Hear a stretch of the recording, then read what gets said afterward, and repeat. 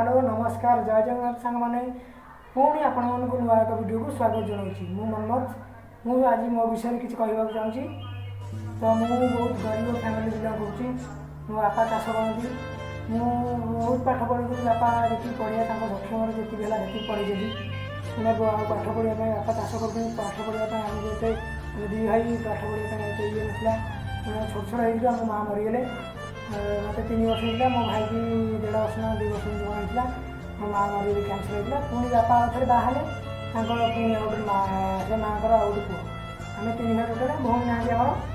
तो बापा बहुत कष्ट आम पाठ पाठ पढ़ी कौन करी पढ़ा पढ़ी जी पाठ पढ़ी पढ़ी आ किसी जब तो मिलने से आसिक हैदराबाद सिक्यूरीटी कम कर काम कर ड्यूटी सका आसिक रूम आसिक पहुँचली सका जो वीडियो कर 5टा मुझे जाऊँगी भोर 5टा आसिक पहुँचला रूम दुईटा 2:30 टाइम 2टा छुट्टी हो 2:40 2:45 एमती जाऊँगी आसिक रूम पहुँचला गाधे ठाकुर पूजा कर खाला बेलू टाइम पड़ूँ घर कौन कर भाई एवं आमर घर कम चलती आम रिसेंटली अजा मरी जन अजा एवं घर कम आम चलती घर मटी घर आम 3 बखरा कोठा घर ना सरकार तरफ किसी मिलनी आमर तापर हूँ घर कम चलो पैसा किसी रखिलु मो अजा निज अजा सी मरीगले पिछले पैसा किसी खर्च 10-15 खर्च होगा आम समस्ते जाइए घर को सी डाकी तार पुणी आम जो अजा थे जो पछ बापा जो ना बापा जो बाहर पछरे बापा डेथ करेंगे से किसी पैसा लगिगला पुणी आम जेजे जी मठे वर्षिका है से किसी पैसा लगिगला तो एमती आग पछ हो सब जाइए पैसा जहाँ रखिलु घर कम टी भावुली मार्च मस स्टार्ट करी मार्च मस आज 29 तारीख है काली 1 स्टार्ट कर घर कम भावुली किसी पैसा रखी से पैसा भी एपट सेपट होगा आनी पैसा ना चाष वर्ष होता है चाष वर्ष जो काकुड़ी लगाई कलरा लगाई पोटल लगाई बाहर नहीं जो काकुड़ी लगाई आम बाहर एत काकुड़ी बाहर बोई है कि पैसा ना कलरा जहाँ 2 पैसा है हाट बाट खर्च घर खर्च बंधुबान्धव खर्च चलती मुझे हैदराबाद रोचे आ मो भाई जन रोचे आम से पाखापाखि गोटे ऑफिस रोचे सिक्यूरीटी सिक्यूरीटी जॉब करमती दुखे सुखे चली आने भाई सान भाई से घर अच्छी जाइने से जुग पदा कहला जाइने रही जा 2-4 दिन जीव मुझे पलि आसी आगे से जीव कही कौन करेंगे देखा जा कौन हो जीव कह हाय सांग मैंने मोर गाधुआ सरीगला मुझे जाऊँगी ठाकुर पूजा करी देखु ठाकुर ये ठाकुर अच्छे ठाकुर अच्छा ठाकुर पूजा कर सारापर आप सारे कथा हो ठाकुर पूजा भी सरी जाए देखिपे ठाकुर पूजा करदे सहित खाଇବା भी बाड़ी देखु मुझे आपको देखा देखु खाଇବା बाड़ी देती आइला बेले दुकान दही नहीं आसती घर आसला बेले आचार देता बो आ कंचा लंका लुण डबाई बस पकईदे खाइबी टाइम बहुत भोक गला रही हो सका जा खाई जाइए खाई हो बहुत भोक गला खाई शीघ्र जल्दी खाया पड़े आ किसी करने इच्छा है देख अच्छी परिया पत्र सब अच्छी परिया भी अच्छी आलू अच्छी पियाज अच्छी जाई भी थी टमाटो भी अच्छी बहुत जिन अच्छी करने मत भोक गला रही हो जा सका 4टा जाइए खाई जानी 4टा पलैली सेमती जाकि कैंटीन इडली खाई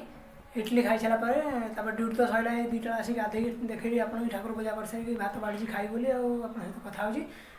चलो चलते आम खाई सारिक देखु तो सांग मैंने बसगली खायापी चलो लुण पकईदे लुण पकईदे लुण पकईदे अच्छा दलिदेवा भलसे खाइबा बाहर आला ना कहीं ना एकुटिया रूम रोचे रोसे करने कहीं ना ड्यूटी जाऊँजे आसला बेलू सका पड़ो ड्यूटी आसला बेलू 2-3 जाऊ रात काली रांधि पखाड़ अच्छी आम तो ओडिया आम पखाड़ ओडिया कौन करवा दही पकड़ खाईदे आचार दही देगी भात खाईदे रात की रोसे कर देखिए कौन अंडा फंडा टे भजा करदे अंडा आमलेट बनईदे डाली करदे भात चलो तो खाइबा कौन लगुच खाए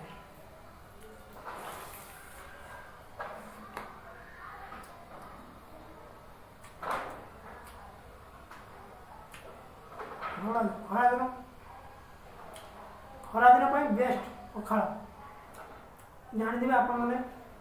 ଓଡ଼ିଆଙ୍କର ପଖାଳ ହେଉଛି ପ୍ରିୟ। ତ କ'ଣ କରିବା ପଖାଳଟା ହେଉଛି ଆମର ପ୍ରିୟ, ସେଥିପାଇଁ ତ ଆମେ ଓଡ଼ିଆ।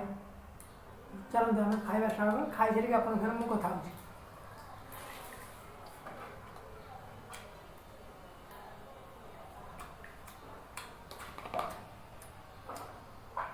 ଚାଲନ୍ତୁ ମୁଁ ଖାଇସାରି ତ ସାଙ୍ଗମାନେ ମୋର ଏବେ ଖାଇବା ସରିଗଲା।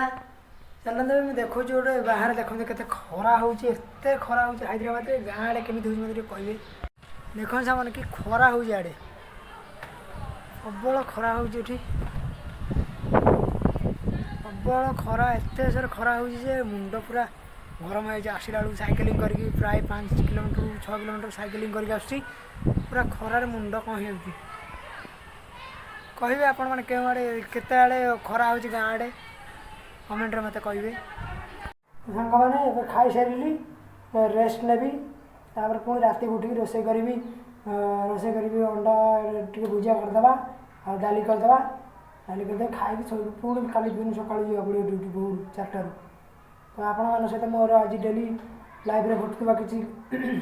ଜିନିଷ ମୁଁ ଆପଣଙ୍କୁ ସେୟାର କଲି। ଯଦି ଆପଣଙ୍କୁ ଭଲ ଲାଗିଥାଏ ତାହେଲେ ମୋ ଭିଡ଼ିଓକୁ ଲାଇକ୍ କରିବେ, ସେୟାର କରିବେ, ସବସ୍କ୍ରାଇବ୍ କରିବାକୁ ଜମାରୁ ଭୁଲିବେନି। ତ ପୁଣି ନେକ୍ସଟ ଟାଇମ୍ ଦେଖା ହେବ ଆପଣଙ୍କ ସହିତ ଆଉ ଗୋଟେ ବ୍ଲଗ୍ରେ। ରହୁଛି, ନମସ୍କାର, ଜୟ ଜଗନ୍ନାଥ।